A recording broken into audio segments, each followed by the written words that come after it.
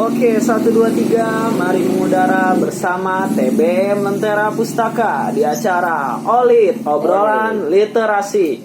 Bersama narasumber kita, pendiri TBM Lentera Pustaka, Bapak Syarifuddin Yunus. Assalamualaikum, Pak. Waalaikumsalam warahmatullahi wabarakatuh, Ilham. Ya, oke, Pak.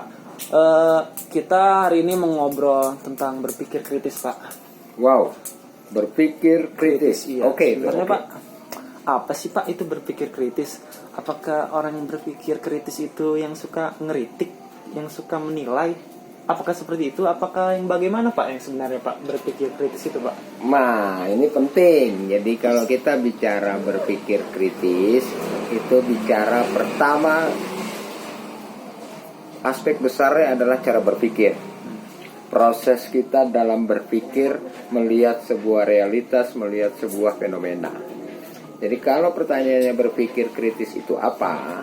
Berpikir kritis itu poin besarnya adalah kemampuan berpikir kita di dalam hal satu, melakukan namanya analisis terhadap sebuah realitas. Yang kedua, bisa juga kita melakukan sebuah sintesis, menggabungkan fakta-fakta yang ada sehingga kita bisa menarik sebuah kesimpulan.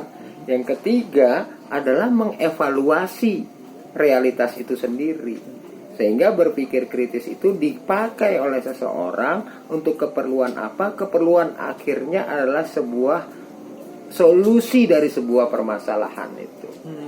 Jadi kalau ditanya apakah berpikir kritis itu sama dengan kritik? Kalau kritik itu artinya adalah menilai. Menilai itu dua kemungkinan. Ada penilaian yang bersifat positif, ada penilaian yang bersifat negatif. Sayangnya hari ini banyak orang menggunakan kata kritik sebagai upaya untuk menilai sesuatu yang bersifat negatif. Giliran yang positifnya nggak diomongin. Itu salah, makanya berpikir kritis kayak begitu. Oh, seperti itu ya, Pak. Jadi untuk berpikir kritis itu kita mulainya dari mana, Pak? Nah, kalau kita bicara berpikir kritis itu mulainya dari mana? Pertama adalah pada diri kita sendiri, yaitu berangkat dari yang namanya kesadaran berpikir. Kesadaran berpikir itu dalam wilayah ilmunya disebut dengan metakognisi atau metathinking. Setiap individu, manusia, siapapun, Ilham, saya, sama-sama punya dua kemungkinan. Satu, apa yang kita ketahui, dan apa yang tidak kita ketahui. Maka kalau kita ketahui, bicaralah sekedar yang kita ketahui. Kalau yang kita tidak ketahui, kita tidak usah bicara. Maka itu butuh yang namanya kesadaran dalam berpikir kita itu. Oh, seperti itu, Pak. Jadi untuk berpikir kritis itu apakah bisa dilatih, Pak? Sangat bisa. Bagaimana, Pak, caranya, Pak? Caranya gampang. Yang pertama adalah dengan kita melakukan sebuah obrolan lewat OLIT ini, obrolan literasi. Itu bagian dari cara kita melatih berpikir kritis. Ilham bertanya, saya menjawab. Semakin banyak pertanyaan dan jawaban itu ketemu, itu semakin mendekati kepada solusi. Bukan pada masalah, pada mendekati solusi. Yang kedua, misalnya kita di Taman Bacaan Lentera Pustaka setiap hari Minggu ada aktivitas membaca anak-anak. Ya, ada juga ibu-ibu buta huruf.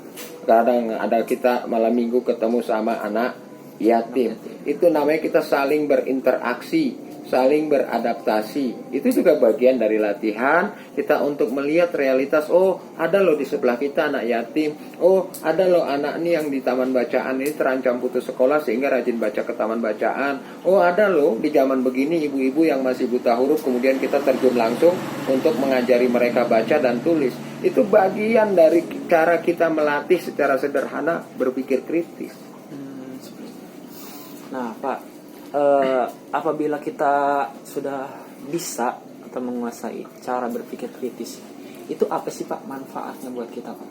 Nah, saya melihat di bangsa Indonesia hari ini dalam konteks literasi, itu manfaat terbesar dari berpikir kritis adalah satu, kita semakin objektif dalam berpikir dan melihat sebuah realitas. Ya, tidak berat ke kiri, tidak berat juga ke kanan, tapi kita menyatakan apa adanya. Itu artinya tingkat berpikir kita itu lebih objektif, lebih jernih. Ya, yang kedua, akurasi berpikir kita itu tercapai. Berpikir yang akurat itu artinya tidak menjelekkan, tidak juga membaguskan. Ya, sesuai dengan faktanya aja yang terjadi. Itu namanya akurasi berpikir. Yang ketiga, semua masalah kalau seandainya bisa didekati dengan cara berpikir yang bersifat kritis, itu insya Allah akan ketemu solusinya. Bukan makin renggang atau makin jauh dari persoalan. Justru kita makin mendekatkan gap kesenjangan antara harapan sama kenyataan. Ini gapnya segini. Kalau kita berpikir kritis jadi makin dekat. Nah, itulah paling tidak manfaat yang paling utama dari namanya kemampuan berpikir kritis. Sehingga kita bisa memberi solusi terhadap permasalahan yang muncul. Bukan ngomongin masalah, bukan berdebat soal masalah. Kalau kayak gitu berpikirnya berarti argumentatif. Orang argumentatif itu kerjanya berdebat aja tanpa ada solusi. Seperti yang di TV-TV. Itu. Jadi berpikir kritis itu adalah berpikir yang solutif ya Pak ya? Yang solutif. Oke, sekarang udah paham. Ya, oke, cukup sekian obrolan kita hari ini tentang berpikir kritis. Semoga bermanfaat.